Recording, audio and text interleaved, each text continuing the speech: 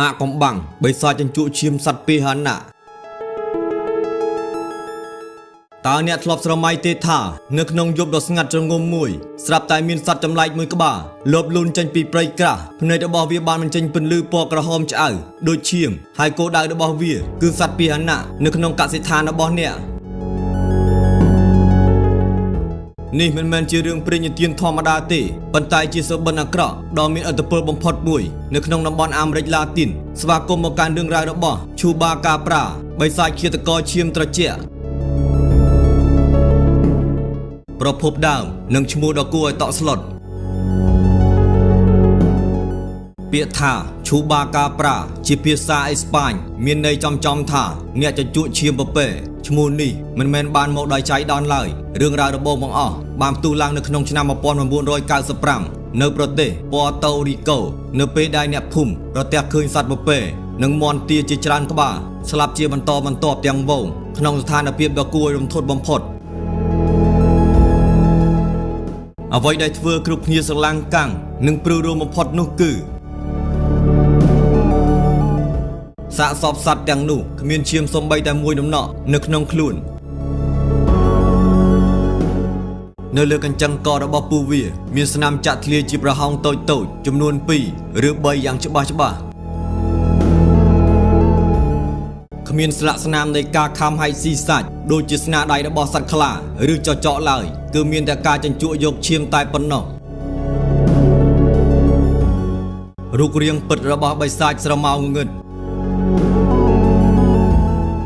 តើបិសាចឈូបាកាប្រាមានរូបរាងយ៉ាងណាមិនទាន់មាននរណាម្នាក់អាចថតរូបវាបានច្បាស់ 100% នោះទេប៉ុន្តែតាមការរៀបរាប់របស់អ្នកដែលបានធ្លាប់ប្រឈមមុខនឹងវាភស្តុតាងបានបែងចែករូបរាងរបស់វាជា2ទម្រង់ទម្រង់បែបសត្វក្រៅភពមានកម្ពស់1ម៉ែត្រទៅ1ម៉ែត្រកន្លះដើរដោយជើង2ភ្នែកធំពណ៌ក្រហមឆ្អៅមានស្បែកស្រកាដូចសត្វល្មូននិងមានបន្លាមុតស្រួចតាមបណ្ដោយខ្នងវាអាចលោតបានឆ្ងាយដូចសត្វកង់ហ្គូរូទម្រង់បែបសត្វព្រៃចម្លែកនៅតំបន់មីកស៊ីកនិងភាគខាងត្បូងសហរដ្ឋអាមេរិកគេច្រើនជួបវាមានរូបរាងដូចជាឆ្កែព្រៃឬចចកប៉ុន្តែគ្មានរោមរូបរាងស្លេកស្លាំងឆ្អឹងជំនីឡើងប៉ោងនិងមានចង្កូមវែងគួរឲ្យខ្លាចរវាងវិទ្យាសាស្ត្រនិងការភ័យខ្លាចមកទល់ពេលបច្ចុប្បន្នអាកំបាំងនេះនៅតែបន្តលងបន្លាចអ្នកភូមិក្បែរព្រៃជានិច្ចរាល់ពេលដែលមានសត្វពាហនៈស្លាប់ដោយខ្វះឈាមឈ្មោះឈូបាកាប្រាតែងតែត្រូវបានគេលើកយកមកនិយាយ